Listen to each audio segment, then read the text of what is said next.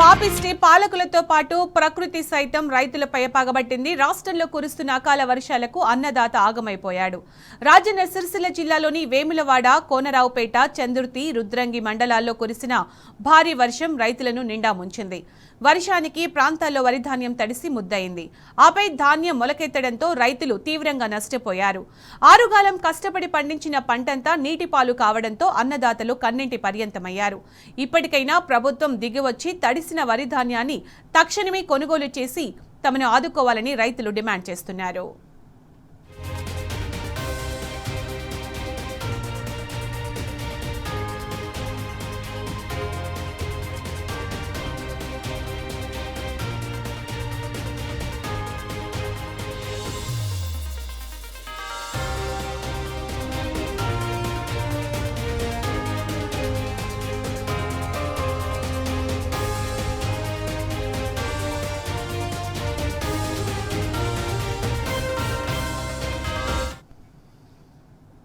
పాపిష్టి పాలకులతో పాటు ప్రకృతి సైతం రైతులపై పగబట్టింది. రాష్ట్రంలో కురుస్తున్న అకాల వర్షాలకు అన్నదాత ఆగమైపోయాడు. రాజన్న సిరిసిల్ల జిల్లాలోని వేములవాడ, కోనరావుపేట, చందుర్తి, రుద్రంగి మండలాల్లో కురిసిన భారీ వర్షం రైతులను నిండా ముంచింది. వర్షానికి వరి ధాన్యం తడిసి ముద్దయింది. ఆపై ధాన్యం మొలకెత్తడంతో రైతులు తీవ్రంగా నష్టపోయారు. ఆరుగాలం కష్టపడి పండించిన పంటంతా నీటిపాలు కావడంతో అన్నదాతలు కన్నింటి పర్యంతమయ్యారు. ఇప్పటికైనా ప్రభుత్వం దిగివచ్చి తడిసిన వరి ధాన్యాన్ని తక్షణమే కొనుగోలు చేసి తమను ఆదుకోవాలని రైతులు డిమాండ్ చేస్తున్నారు.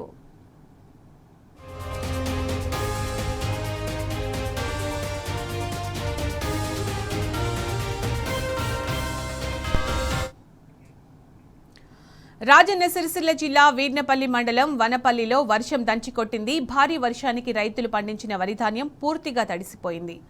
చేతికొచ్చిన పంట నీటిపాలు కావడంపై అన్నదాతలు తీవ్ర ఆవేదన వ్యక్తం చేస్తున్నారు.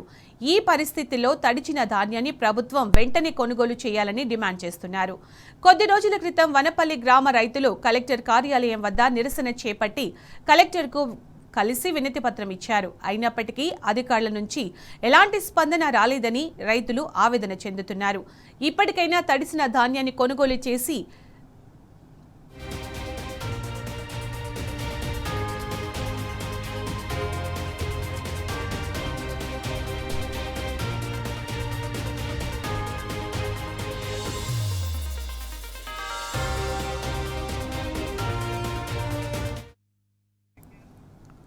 రాజన్న సిరిసిల్ల జిల్లా వీర్నపల్లి మండలం వనపల్లిలో వర్షం దంచికొట్టింది. భారీ వర్షానికి రైతులు పండించిన వరి ధాన్యం పూర్తిగా తడిసిపోయింది. చేతికొచ్చిన పంట నీటిపాలు కావడంపై అన్నదాతలు తీవ్ర ఆవేదన వ్యక్తం చేస్తున్నారు. దీనికి సంబంధించిన పూర్తి సమాచారం మా ప్రతినిధి వేణు అందిస్తారు. వేణు, నిజంగా అన్నదాతల బాధ వర్ణనాతీతంగా కనిపిస్తోంది. అప్డేట్స్ ఏంటి దీనికి సంబంధించి? Sunitha, good morning. గత కొన్ని రోజులుగా రైతులు మాత్రం పెద్ద ఎత్తున ఆందోళన వ్యక్తం చేస్తున్నా కూడా ప్రభుత్వం పట్టించుకోవట్లేదని కూడా రైతులు ఆవేదన వ్యక్తం చేస్తున్నట్టు పరిస్థితి అయితే మనకు స్పష్టంగా కనిపిస్తుంది. ఎందుకంటే గత రాత్రి కురిసినటువంటి భారీ వర్షము, ఈదురు గాలులతోటి ఇటు వాళ్ళైతే ఏదైతే ఆరబోసినటువంటి పంట కావచ్చు, అయితే సరైనటువంటి టార్పాలిన్లు లేక రాత్రి కురిసిన భారీ వర్షానికి ఇటు వీర్నపల్లి మండలం వనిపల్లి గ్రామంలో సంబంధించిన రైతాంగానికి సంబంధించినటువంటి వడ్లన్నీ కూడా తడిసి ముద్దైనటువంటి పరిస్థితి. వాటన్నిటిని చూసి పెద్ద ఎత్తున తీవ్రమైన ఆందోళన వ్యక్తం చేస్తున్నటువంటి కళ్ళ ముందే తాము పండించిన పంట ఈ విధంగా వర్షానికి ఖరాబ్ అవడం ఒక ఎత్తు అయితే, మరోవైపు కనీసం అధికారులు వచ్చి ఉంటే మాత్రం ఇలాంటి సిచ్యువేషన్ మాకు వచ్చేది కాదు. ఇప్పటికే అంటే దీనికి సంబంధించి చూసుకుంటే కూడా సునీత, గతంలో ఇదే వనపల్లి గ్రామస్తులు కలెక్టరేట్ ముందు ధర్నా నిర్వహించినటువంటి పరిస్థితి, తమ ధాన్యాన్ని వెంటనే కొనుగోలు చేయాలంటూ కూడా మొరపెట్టుకున్నటువంటి పరిస్థితి. కానీ అధికారులు మాత్రం ఎటువంటి స్పందన లేదని చెప్పి ఆవేదన వ్యక్తం చేస్తున్న విధానం ఇదైతే, మరోవైపు ఇటు వేములవాడ కాన్ఫరెన్స్ అధికారులు చూసుకుంటే ఇటు వేములవాడ, కోనరావుపేట, చందుర్తి ఈ మండలాలకు సంబంధించిన కూడా ఇక్కడ కూడా చేస్తున్న వరిధాన్యం తడిచింది, మొలకెత్తినటువంటి పరిస్థితి. అంటే రైతులు మాత్రం ఒకటే తాము కోరుతున్నట్టు, అంటే సరైన సమయంలో కొంటే ఇలాంటి సిచ్యువేషన్ వచ్చి ఉండేది కాదు. మరోవైపు కనీస మౌలిక వసతులు లేక, టార్పాలిన్ లేక తమ ధాన్యం అంతా కూడా తగ్గిపోయింది. ఈ రోజు తమ పరిస్థితి అగమ్య గోచరంగా మారింది. ప్రభుత్వం వెంటనే దీనిపై స్పందించాలి, లేకపోతే ఇప్పుడు మొలకెత్తిన ధాన్యాన్ని కూడా కొనాల్సిన అవసరం ఉంది. లేకుంటే మాత్రం చాలా తీవ్ర ఇబ్బందులు పడాల్సిన దుస్థితి తమకు ఏర్పడుతుందని చెప్పి రైతులు ఆవేదన వ్యక్తం చేస్తున్నారు.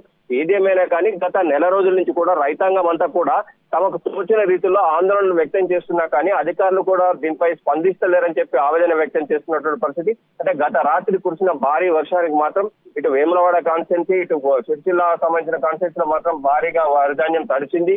మరోవైపు కొన్ని చోట్ల అయితే మొలకలు వచ్చినటువంటి పరిస్థితి అయితే స్పష్టంగా కనిపిస్తోంది. ఇంత ఇప్పటికైనా ప్రభుత్వం స్పందించాలి, అధికారులు దీనిపై స్పందించి వెంటనే కొనుగోలు చేయాలి, లేకుంటే మాత్రం తాము రోడ్డు మీద పడాల్సిన దుస్థితి వస్తుందని చెప్పి రైతాంగం అంతా ఆందోళన వ్యక్తం చేస్తున్న పరిస్థితి అయితే మనకు కనిపిస్తోంది సునీత.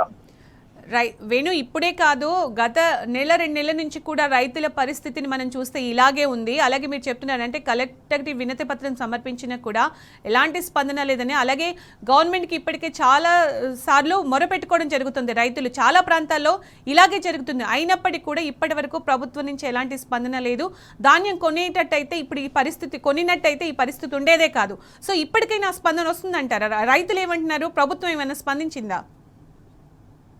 ఇప్పటికైనా స్పందించాల్సిన అవసరం ఉంది. అధికారులు కూడా దీనిపై వెంటనే చర్యలు తీసుకోవాలి. ఎందుకంటే ముఖ్యంగా ప్రకృతి విపత్తి వచ్చినప్పుడు అధికారులు ప్రభుత్వం వెంటనే స్పందించాలి, రైతాంగానికి బాసడగా నిలవాల్సిన పరిస్థితి ఉంటుంది. కానీ ప్రస్తుతం అయితే అధికారులు కూడా ఇక్కడికి వెళ్ళలేదు.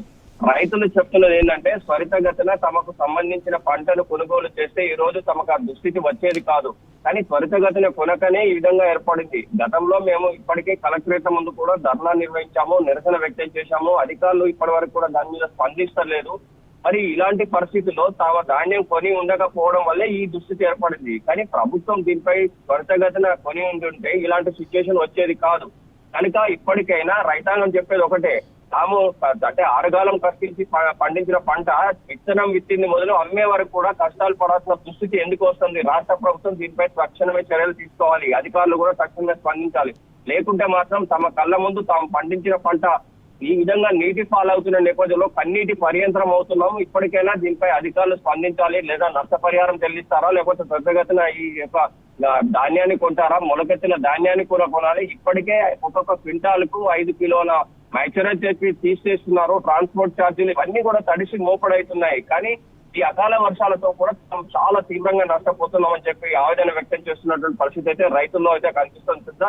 అంటే రైతాంగం చెప్పేది ఒకటే, ఇప్పటికైనా తడిసిన ధాన్యాన్ని కొనాలి, లేకుంటే మాత్రం ఈ ధాన్యం కూడా తమ చేతికి వస్తుందో రాదో, మరి పెట్టిన పెట్టుబడి కూడా రాకపోతే తాము చాలా ఇబ్బందులు పడాల్సిన దుస్థితి అయితే వచ్చే అవకాశం ఉందని రైతులు ఆవేదన వ్యక్తం చేస్తున్నటువంటి పరిస్థితి అయితే మనకు కనిపిస్తుంది సునీత.